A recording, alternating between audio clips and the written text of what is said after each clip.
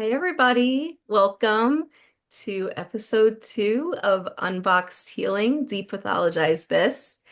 I'm Meredith, and I am one of your hosts. Our second host couldn't make it here today, but we are here today with Juanita Viera. She's coming to us from New York, Brooklyn, New York, and she's going to be talking about the art of integration today. So I'll let you introduce yourself, Juanita. Hi everyone, happy to be here. I'm Juanita Viera, she, her pronouns, and I'm a licensed creative arts therapist. And I'm based out of Williamsburg, Brooklyn, but I was born and raised in the Bronx, and I'm a New Yorker, so I'm a Puerto Rican New Yorker. And yeah, I'm really excited to talk about this topic of integration. And actually, my private practice is called the Art of Integration. So that means lots of different things, but basically, it is a combination of our services. So our offerings are in creative arts therapy, like art, music therapy, movement, poetry, and as well as ketamine-assisted psychotherapy. So we're incorporating legal psychedelic medicine, and we work individually and in groups. But the groups are definitely my favorite because we get to combine art making and sound healing and medicine ceremony. So I'm excited to talk more about that today. Um, Awesome. So we were talking a little bit before this about how you got here, or, kind of your journey to becoming a therapist, and then how you ended up here in the art of integration. So if you could share a little bit about that, we'd love to hear it. Yeah, so my journey started with my own healing, as most therapists do. And how I was kind of drawn to the therapy world was really through art first. So I would feel a lot of times growing up that I had, a lot of struggles. Like, I was exposed to like a lot of adverse events growing up in the Bronx, poverty, violence exposure. And I felt a lot of times that geez, I can't really talk openly about this, like my feelings, and verbalize it, unfortunately, to the adults around me. So the way that I would find ways to express it is I would write like stream of consciousness, like in journals, or, I was one of those emo kids, like writing poetry all the time. The internet was just getting started, so I would have this Zenga blog back in the day, and then I would have followers and we would exchange poetry. I would write poems about other people's struggles in exchange. We would support each other. So like the first online support groups. And yeah, and then I would make drawings and paintings about how was my experiences and how I was feeling. And they were well received. So it was like very encouraged, like, that artsy part or even the musical side. So then I ended up wanting to study art to get better and skillfully. So I ended up going to a high school in the city, which is called LaGuardia Arts. It's a specialized high school. You have to like, they're free, but there's a few of them. There's like Bronx Science, Brooklyn Tech. You can have a major in high school, but you have to audition, and it's like this big like scary audition when you're like 13. And I didn't have any art tutor or anything. I just was like, I want to go to this school. I'm gonna go audition. So yeah, I go there and I show them all my art and I'm explaining, this is for my emotions and this is like, a scene from the Bible. I was being raised in a church.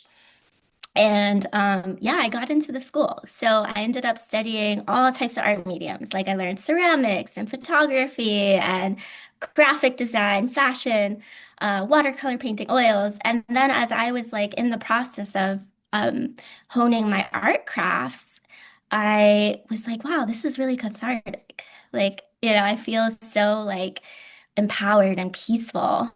So I was interested in that, like the therapeutic element. And I noticed it was very empowering for my identity. It was like, okay, I'm not like this like poor person or something, and she was struggling for the like I'm an artist. Like it kind of gave me like an anchor in a way, and then I was able to use that and then reconnect with, actually my Puerto Rican roots, and it was a really special process. So then, yeah, I started to become interested in that, and I wanted to go on to study art therapy.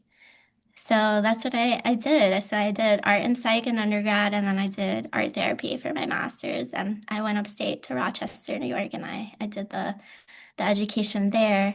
And then I actually came back to the Bronx and worked in schools and agencies and went to Bushwick and became part of the DIY art scene.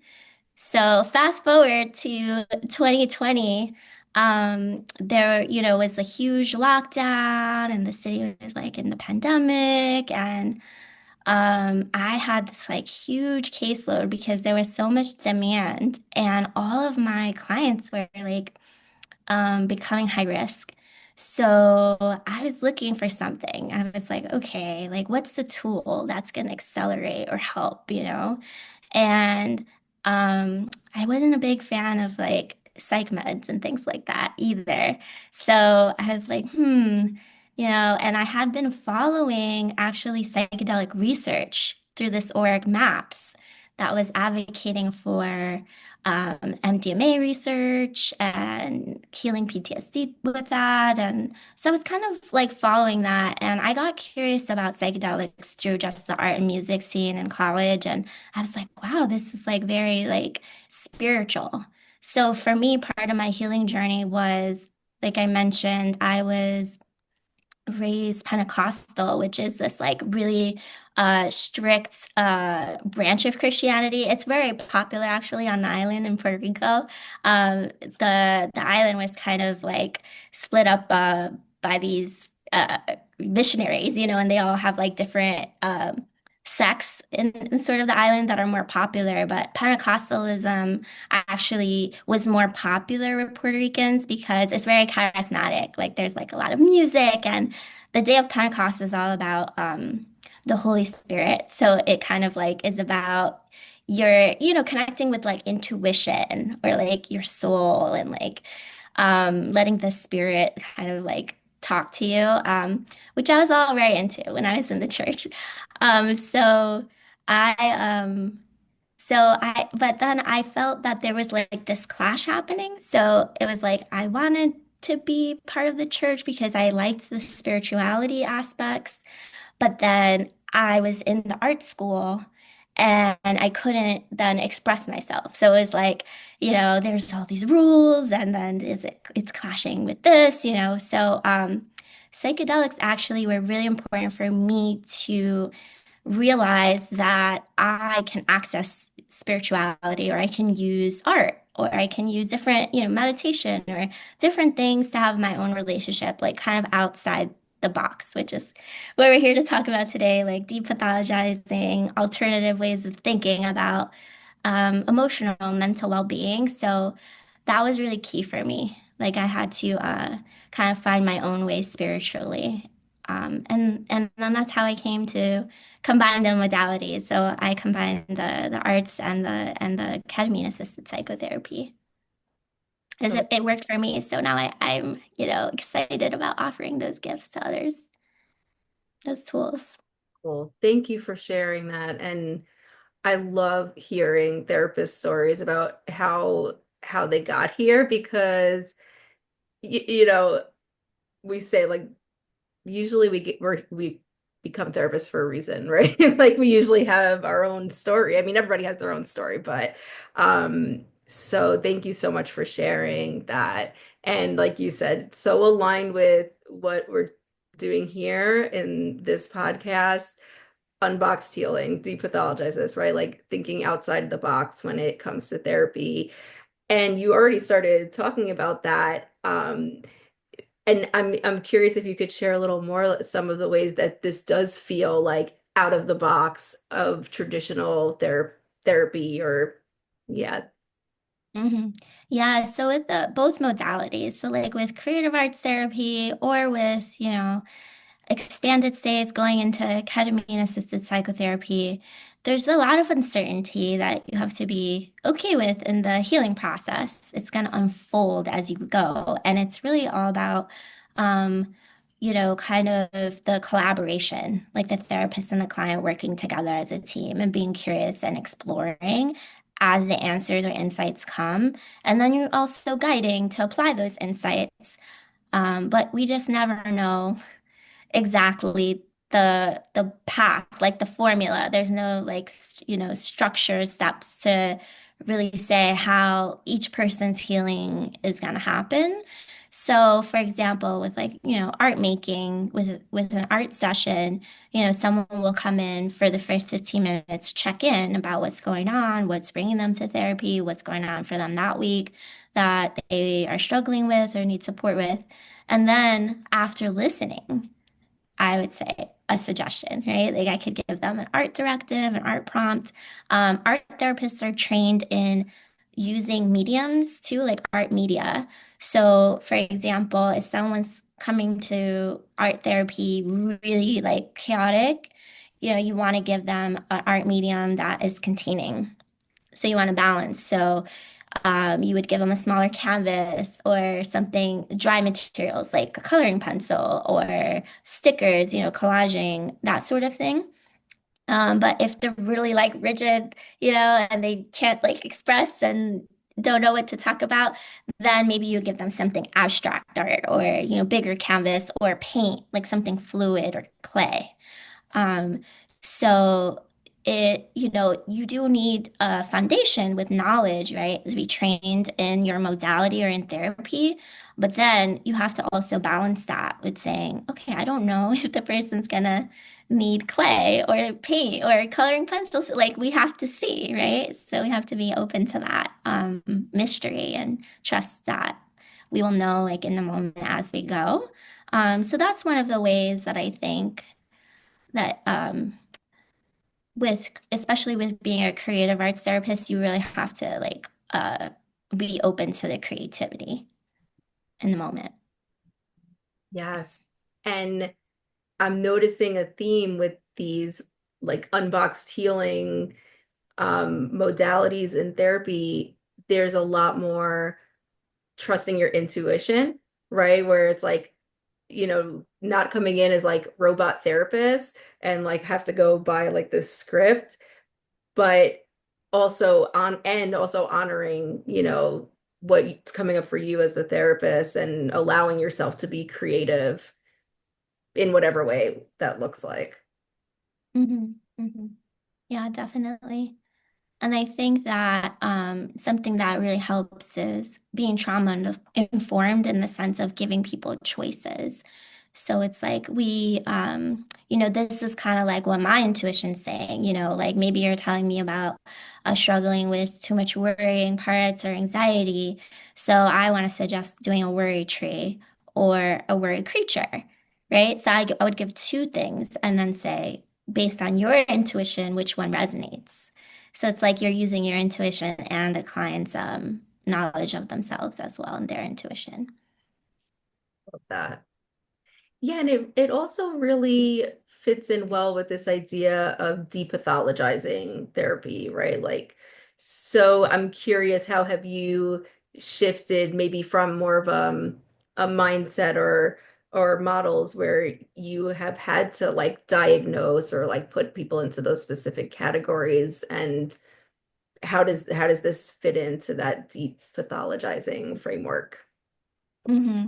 Yeah, that's a good question. I mean, it's a struggle, right? Because if you are an insurance paid therapist, then you need to fit some certain rules, right? So you need to look for a diagnosis and build insurance. So one way to answer your question is I try to, encourage my clients to do private pay and say, well, we can do sliding scale, we can go on your budget. And here's why, because we want to be in control of this treatment, right? And so insurance might be like, you only get 45 minutes, or you need to have this diagnosis, or you have 10 sessions or something, right? And we want to be able to have that flexibility of, how we would like the therapeutic process to be. But then, within insurance also, I think that, you can kind of have that as like a guiding thing, PTSD recovery, anxiety, depression, and then be creative within that in terms of how you work with the client. Yeah. And I know that one of the learning objectives here is actually identifying art therapy techniques for addressing some of these different diagnoses, depression, anxiety, PTSD. Can you talk a little bit about that? Yeah. So the way I work with art therapy, and this is like on the topic of depathologizing with the diagnosis too. So saying like, yeah, you fit the criteria of these symptoms, right? And it can fit to this diagnosis, and that's what we'll put on your treatment plan. But then in terms of uh, being like with the creativity with the art therapy to address that, I take the approach of like the depathologizing, which is that these things, okay, if you're fitting criteria for anxiety, depression, it doesn't mean you are anxiety. Like I am anxious or I am depressed. That's a part. So you may have a part that's feeling that way. So the way I kind of think about it is bringing people back, zooming them out, and saying, okay, your true self, like your authentic self or your soul, even in some uh, ways that you could frame it, is seeing, like your awareness is the one that's seeing the depressed or anxious part, and that's the one that's saying, I should go get therapy. So, I would say, yeah, we can say, yeah, you're meeting this criteria, which is in the Diagnostic Statistical Manual. At the same time, let's think about it as like this part of you and be curious about it and what it needs. And then also think about it as a good part or a protective part of you. In the sense from a trauma-informed way, like, okay, maybe that part was born or useful as a survival, like a coping mechanism for you growing up or in a previous circumstance, and now is kind of creating more trouble or it's not really relevant anymore, it's disrupting.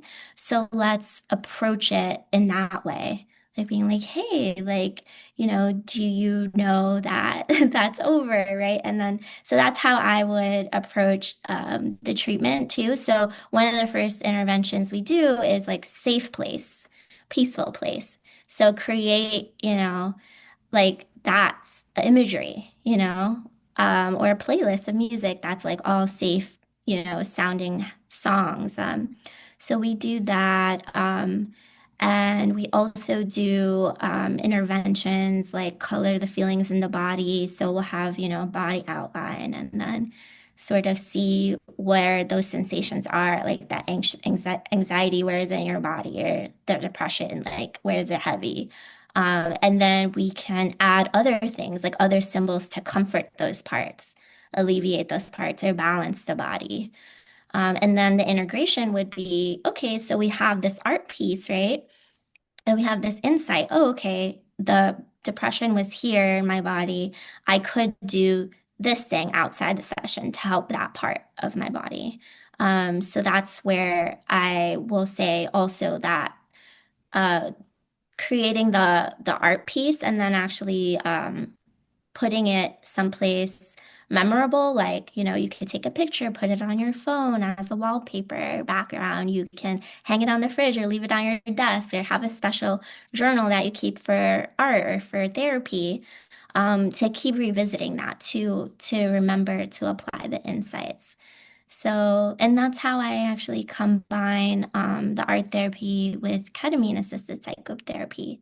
So, certain things that we do are art making that help prepare for a medicine journey. And then certain interventions would be for after, like integrating from the altered state or the expanded state of consciousness. And then when you integrate, you can then apply those insights and remind yourself to make those lifestyle adjustments. So cool. So when you're talking about integration, we use the word integration in like the psychedelic space and psychedelic therapy to Hmm. integrate, the journey or the experience. And then there's also this like greater integration that you're talking about of kind of like integrating the art piece also into daily life or Hmm. oh cool. Yeah, finding people's like symbols, personal symbols, and what's meaningful to them. Yeah. Awesome. Yeah. And so are there a couple of simple or even one or two techniques that like anyone can do? Because I don't Mhm. know. I don't know if you get, I'm sure you get this question. I'm not sure. Let me ask you. People come in maybe concerned that they don't have any artistic, abilities or they're not creative and Mhm. Yes, all the time. So I work with people who are shy or say I'm not an artist or don't have any art training or background. So that's why I always say art therapy is not about how the product looks. It's about expressing yourself. And it's not art class. Like you're not doing like a skill to then show like the product.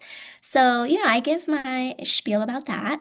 And then I say that I have really accessible, easy, non-threatening art prompts, and would they be, open to trying? And oftentimes I tell them, clients are really surprised of how powerful it is. So my favorite go-to is the scribble drawing exercise. So anybody can do this, anyone can scribble. So I just have them take one color and do one continuous line. And if people are thinking, so some people like really do struggle with scribbling or they overthink what, like, oh, how is the scribble supposed to be? So then I will suggest changing your hand, like do your non-dominant hand or close your eyes and do a scribble. So that will usually take down people's defenses. And then what you do is you look into the scribble drawing to find images. So you use your imagination. So you can turn over the page, orient it different ways, walk around it, and then you just kind of go with your gut. Like, oh, that kind of looks like a lightning bolt, or that kind of looks like a creature, or, and then you use the other colors, you emphasize it, you bring it out. And then you get curious, like, okay, why would this lightning bolt show up? What do lightning bolts mean to me? Oh, maybe that makes me think of superheroes or courage or, uh, you know, that sort of thing. You can even dialogue, like you see a figure or creature there. You can say, like, oh, what's your name? What's your story? How old are you? Where are you, like, located? What's your environment? So it really becomes quite playful, but also very profound. So that is, one of the things that I always suggest, I do it with, regular clients that just do art therapy on their treatment plan and with ketamine therapy clients. And for both, it really helps people to be like, okay, I can make an art, like, expression and I can tap into my subconscious that way. And that's really cool. And then it's also very regulating, that scribble drawing. A lot of art therapists will also recommend bilateral scribbles, which is helps balance the nervous system. Um, so you can even just do a scribble where, like, if someone's uncomfortable with even looking for images, they can just scribble. And you can also just do design, like a relaxation scribble, where you just color in the different pieces and put patterns and things like that. And oftentimes when people are in that meditative state, they'll relax and then it'll be like, oh, well, what are you thinking about while you're making the art? And then that'll be some of the content you can use. So with the scribble drawing for prepping for ketamine therapy, what I would say to clients is this is actually a good practice for when you take the medicine and you go into a flow state because you might set your intentions like, okay, I want to get better from depression, or I want to like not be afraid of driving, or I want to quit smoking, or I want to do X, Y, and Z so I can be in a better relationship with my partner, right? That might be like part of why you go into it. But then you put that and then you also stay curious, like what's going to emerge, like in the scribble, right? So what is your subconscious going to show you? And you don't want to be too rigid and block that out. So I have people try out the scribble drawing and then say that is the way that you can approach also what is going to happen with the medicine session. yeah. Makes sense. And, I'm just, my wheels are turning about how interesting it must be to see what someone creates, for their preparation versus like integration. And even just being able to discuss that with a client must be can be really profound, I'm sure. Definitely, yeah. So one of my favorite go-tos is the scribble, and then I also do for intention setting.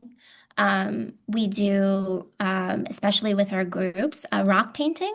So we have everyone kind of pick a rock that calls to them, and then they paint on a symbol or word, something that they want to set as like an intention for going into the medicine. And then we do a little bit like of a spiritual thing where we build an altar together and we place the rocks, but we also place meaningful objects so people can bring in different things, people they're grieving, or, photos of ancestors that they want, or animal guides, things like that.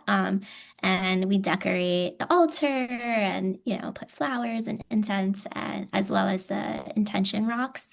So people can also have a simple way of sharing their intention in a group setting. It's like, okay, this is my intention, like a whole heart, or like, something very like simple and symbolic, but also nice for group cohesion and bonding. Yeah, it's something that's really standing out to me, and that's, an important theme of this podcast is that it feels very client-led. So along with that, like creativity and trusting intuition as the clinician, it's really led by the client, right? And like where they're at the time of the session, where the session goes, they're really leading the way. And then it sounds like you kind of uh, creatively follow their lead. hmm Yes, definitely. And one of the things we do with prep is say, like, once you're in the medicine session, like we're giving you all the information, like guides, right? So you can have the best outcome possible. But we also have to be, open. Like, if challenging things happen, that's what's meant to be. And like we can process that and be open to that. One of the things I like to do as well for prep is teach people anchors. So, one of the things you can do if you are getting resistance or challenging emotions in a medicine journey is reconnect with your breathing. So, like, just deep breathe, and that'll help you get back into the flow and let the medicine work. Reconnect with the music and kind of dance a little bit. And then your intention, like if you have an intention word, it can be surrender, breathe, something flowy like this. A popular mantra is TLO, trust, let go, be open. So you can do that. You can place your hand on your heart and your belly. So when we're doing this prep work, it's also to say that you have anchors and balance that with also being open and surrendering and trusting and flowing with the process. So if it gets too overwhelming, right, these are things that we can do to regulate. But also let's be also try to relax our defenses to allow things to unfold. So yeah, one of the things I like to do is just play some of the music that we're going to be playing in a ketamine session in a medicine journey, and then have people do breathing. So first, like their natural breath and a color, like line work, and then slow down your breathing and see how your line work is. And then you always can access that if you need that in the medicine journey. Oh, so cool. Yeah. And I'm curious about because, in this kind of work, there's certainly preparation and integration, like for us as clinicians also. How do these practices or other creative practices fit into your own, preparation and integration with your clients? Yeah, so you're asking about like in terms of supervision or using it to prepare myself or afterwards after working with clients. Yeah. So my personal practice is I use something similar to like tarot card decks if you're familiar with that, but I use them like oracle cards, so it's just like symbols. And I tend to use that. So I'll kind of like select symbols and be like, okay, what do I need to know in terms of like guiding this group today. And that is very grounding for me. I also connect a lot with Palo Santo. So I like to like cleanse myself before, after to close the session. Um, yeah, and then I also like to sometimes do the art prompts, like either alongside the client or outside the sessions to also look at, how I'm feeling as a container holder. Cool. Yeah, and I know you've been doing more groups lately, right? Has it been that way from the beginning, or have you shifted more from doing individual work to groups? Yeah, so I started with the individual ketamine sessions, but then in terms of the financial accessibility, I found that my clients were really wanting a better price point. So I was thinking, oh, well, if I can group together, 4 or 5 of the clients, then we can have this pricing, and then maybe we can partner with somebody. I started to partner with this org, Psychedelic Access Fund, and they have funders. So I was able to offer like sliding scale spots. And so then once I started running the groups, I was like, oh, but this is also better because I felt that a lot of the mental health issues can actually thrive in isolation. So I started to notice like that's also a healing component for clients is being with like-minded people who are addressing their mental health together. And I've started to kind of shift more towards that now, doing more group work and bringing people back into community. Beautiful. Yeah, and would love for you to share any upcoming groups that you have if you feel so called to. Yeah, I actually have some images here too that I can share um, about some of the art and ketamine work that I do. Can you guys see my screen okay? Mhm. Good. Yes. Awesome. So here is me and my music therapist colleague and my intern Jeannie. We just did a group together. So here's an example of the scribble. And here's an example of the intention rocks. Um, and then here's also another kind of art activity that I do with prep and also with integration. And I found it really powerful, especially after the medicine journey. So I use a digital collage tool. It's another therapist created it. It's like called onlinesandtray.com. So it's based on like a therapist having an actual, the idea of the sand tray therapy where they have sand in their office in a box and little miniature toys and people create a world. But this is the digital version of that. So what I have people do is something called the portal art activity. So I have people do like a circle, and then inside the circle is what they peeked into, like the window that they got into their psyche as they were in the ketamine. So they put images that represent that, and then outside the portal is like, okay, back to everyday life. And then we discuss, like, okay, in your collage, like, what did you see in your medicine journeys? And now, which ones do you want to pull out with you to carry it forward? Or what would you need to do? Do you need to write a letter to someone? Do you need to start an exercise routine? Like, what is the kind of, actionable steps for integrating? So same thing with, without medicine, you would kind of make a collage and then talk about the meaning of the symbolisms and, what could that bring to you as in terms of a message on how to address your mental health. Yeah, so we have CAP groups and we have them for healers. So we have one that's called Heal the Healer, and we do them seasonally. So it'll be like spring, summer, winter, fall. And we have an upcoming one actually that is going to be not just for healers, but we're going to open it up to anybody who has been doing therapy for a while. So our new group is going to be in September.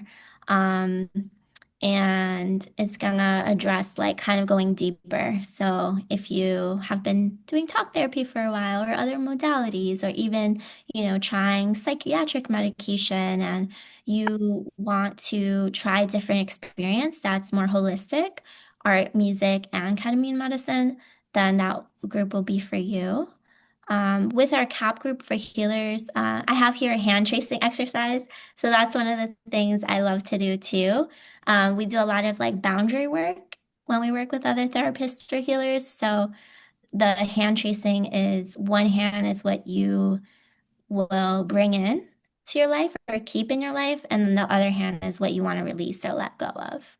And then we talk about like what would you need to do to like make this art a reality in your life, like keep and hold on to these things or release these things. So we help people address burnout in that way, and we give them follow-up support after they do the groups. So yeah, the grounding through the art kind of fosters like deeper recall of experiences, right? Like altered states can kind of be dreamy. So it's like once you kind of forget what happens, right, it just like fades away. So the art can really capture it. It gives you a transitional object. So it's like, this group is really healing, but my life isn't. So it gives you a piece of it that you can take with you to with your life, into your life. Yeah, it helps you become embodied with your emotions. Um, yeah, it helps with, getting into creative flow, recognizing your personal symbolism, your inner wisdom, your inner healing intelligence. And then another thing that I would touch on is about the neuroplasticity. So with art, you do activate other sides of the brain so you can get more mental flexibility. So I would say that relates to depathologizing in a sense because it's like, yeah, your brain is kind of stuck in these patterns of thinking because you needed that to survive. You need to scan for danger or threats, and that was helpful, like at a certain point. But now your brain, like those neurons that fired together, wired together, now you're like stuck looping and repeating and ruminating. And that is what can cause trauma, anxiety, depression, these diagnoses that we see, OCD, addictions. So art can really help, but the ketamine I found is even more powerful in terms of boosting the flexibility in the brain. So it really helps regrow those neurons. And then you still have more work to do, which is that now you've got the neuroplastic state, like where your beginner's mind, like as if you're a baby and everything's new and you're sensitive, but now you've got to reprogram it. So Hmm. that's where the important part of the integration comes is you have to now say, okay, do I want to listen to affirmations every day? Or, do I want to change my diet or my sleep or my exercise? Or is it that, it's kind of like, how do I want to retrain my brain after the neuroplasticity from the ketamine journeys? So yeah, you can find more information about my offerings. I have an Instagram, Art of Integration, my website, integrationartstherapy.com. And then I'll show you about our upcoming group in a second. Let me just pull it up here. Yeah, thank you. I just My also pulled pleasure. up the online sandtray.com. What a great resource. Thank you for sharing that too. Yeah, it's really a fave. And like we were talking about people who are so like uncomfortable and shy about making art can definitely click on that and drag and drop images and make like a really, a significant art piece. So this is our upcoming group. We're starting September 16th and we're calling it Resonance Group Ketamine Therapy with Music, Art, and Ritual. And so it'll be in Brooklyn, New York, at the Grand Street Healing Project. And we're going to do 3 medicine sessions. We'll use sublingual ketamine. And there's an application you can apply here. And then we also are hosting a free event. So this coming week, we have a free info session. It's also a wellness event. So we'll have Laura will be doing the sound meditation, sound bath, and then I will be leading a tissue paper collage. So you kind of rip tissue papers, different colors, and you paint them. And the colors bleed. It's very relaxing and very beautiful. So you can make a tissue paper collage, and this is all while the sun is setting. We have big skylights in this room, so we'll be having that event on Wednesday in the evening at 6:30, and then people can ask us more in person about our ketamine group coming up in September. Great. Oh, excellent. So I want to ask you because you've shared a bunch of resources and thank you so much and tools that I think, a lot of us as clinicians, regardless of what we're trained in, can use. But I'm curious if you could just talk a little bit about, scope of practice and like really like the difference between an art therapist and like using these kind of tools in practice. hmm Yeah, so I'd say like the main difference is that we're really trained in more in depth, into the details of, like I said, there's something called the expressive continuum with the different materials, like how materials can affect clients. That we're also trained in how to pace. So we work a lot with trauma and like, things that are hard to verbalize. So an untrained person bringing in art might actually flood the client. So that is something to be mindful of. You don't want to be like, hey, make a picture about your trauma. And then it's like they're not in that stage too. But I think that's also just being, yeah, trained as a therapist, but we're in particular trained on how to work with the art materials. And then also, I would say how to respond or process art. So we're trained on a lot of times, like a common mistake will be like a therapist will be like, okay, they made art. And then they'll say, okay, now tell me what your art is. Or they'll project something that they think the art is. So it's like, oh, like tell me about that heart you made, and it's not a heart. So that's something that we know kind of like we have guidelines on how we would go into processing the product that the client actually makes in an art therapeutic way. Yeah, Mhm. beautiful. Yeah, right. We don't realize sometimes the impact of something that may seem simple to us, a simple art project, but could have like some much deeper significance to our clients. Yeah, Yeah. and we're really trained in like how powerful it is because a lot of times other things come up even when just they're going to make the art. Like their dialogue, right? Like how do they talk to themselves as they're getting the supplies? We're noticing and tracking everything. Like even when, do they erase a lot? Do they throw it away?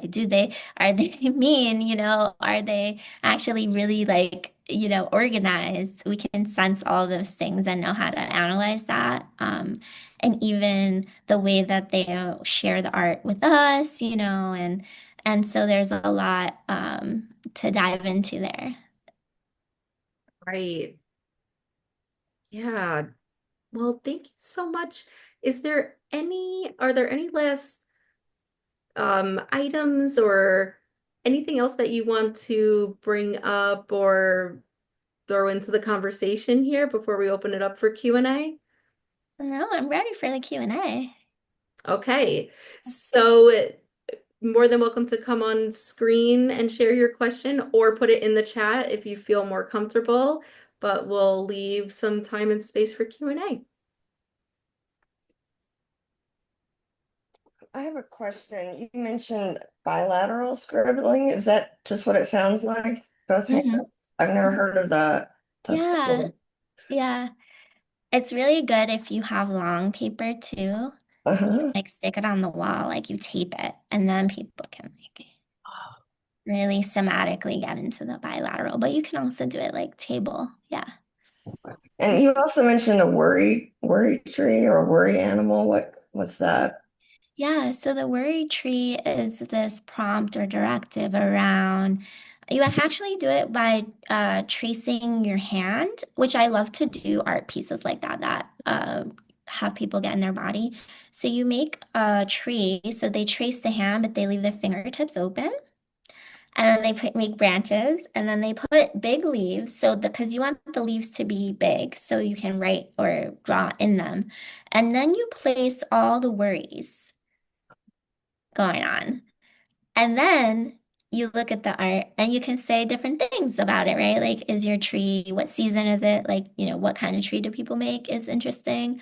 Um, you can also say, in terms of the worrying intervention, which of these leaves are things that we can problem solve? We can add a flower and maybe that's, part of the solution.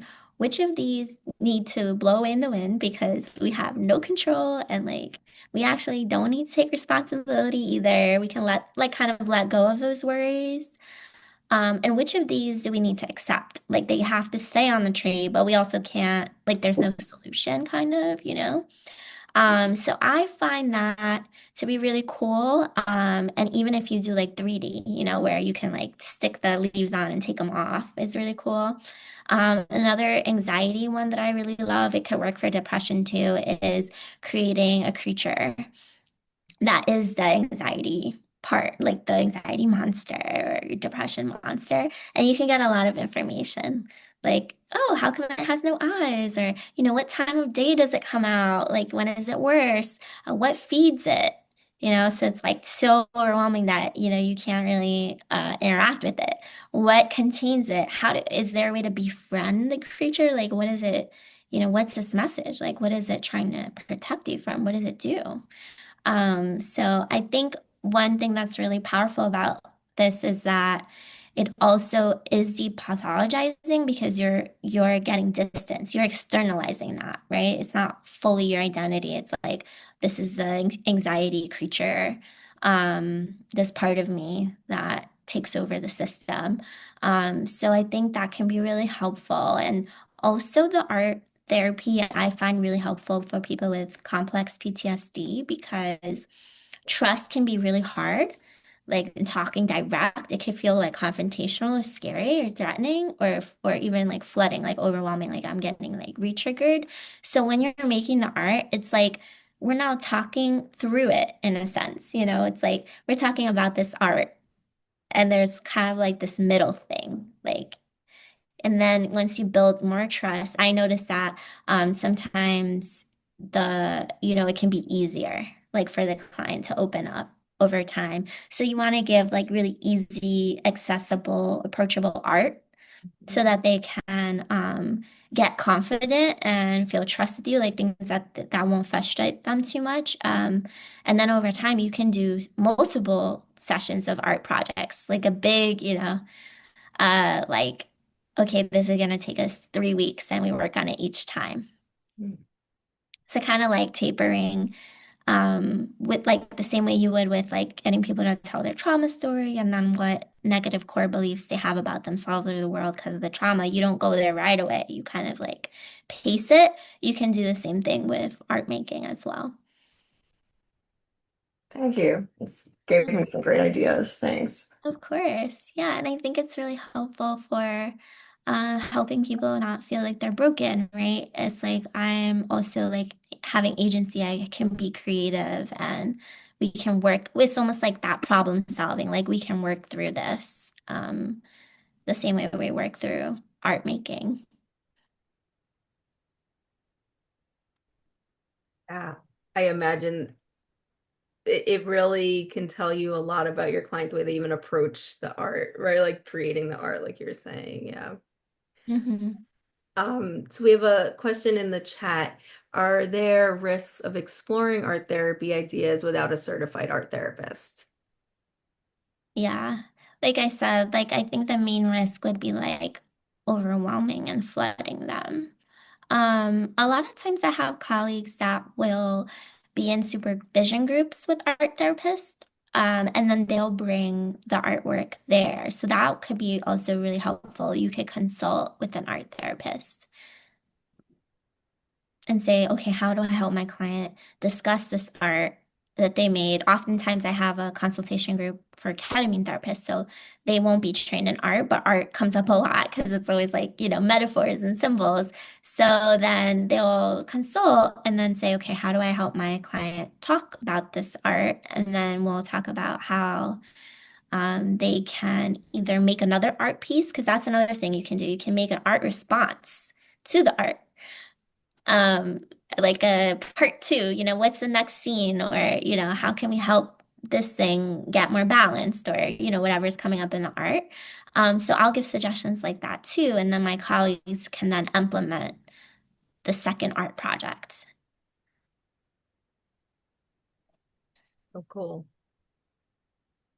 Yeah, and the name of your practice, the art of integration, it's like it really does describe what you do. Thank you. Yeah, and I think it can be like, art and psychedelic therapy, but it can also be like holistic, approaches to therapy. Like we have all these parts and like how do we balance them and integrate them? Like not, keep this part over here. This is my depression part, or this, I'm traumatized. So this is like exiled over here. Like how do we bring them all together and like have them working together and integrate them into like, our higher self, like our wise, true self, our authentic self can help these other parts. And we want them all talking and connecting and balancing. Yeah, so the art of integration, it's symbolic in itself. Just the name. Hmm. So many layers. Oh, sorry. Yeah, I'm getting into a whole like poetic. Yeah, Yeah, I I know, but actually have my logo is very spiritual. It's like two hands and then it's an infinity. And I think of healing in that way, that there's like mind, body, and soul component, and then there's also this idea of being infinite, like we're all, all of these things. We just need to be integrated. beautiful. Well, thank you so much for being here with us today. This was such an interesting and engaging conversation. Um, Before we wrap up, I would love to hear from you. Is there like a favorite part of this work that you do, or some part of it right now that you're most passionate about? Yeah, thank you so much for the opportunity to be here and talk about all of this. I'm passionate about all these things. Yeah. But my favorite part is just like the parallel process. I like um helping, share these gifts, that these tools that I've used to help myself with other people. And that's a very rewarding thing. Like I'm grateful to have a job, like a career, a dharma, that's meaningful. But I also get a lot from the clients. So like it's like almost like when my clients are integrating, that also affects me. And so that's also a gift. So I feel like I download wisdom, every day through this work. And that's really special to me. Right. So you've told us how to get in touch with you. Your website is, tell us your Mhm. website again. Yeah, it's integrationartstherapy.com. And Integration. then on social media and Instagram, I'm art.of.integration. And I will be sending a follow-up email next week, and I'll make sure to have that all in there also so people can find you that way um, as well. Amazing. Any last questions or thoughts before we wrap up for today?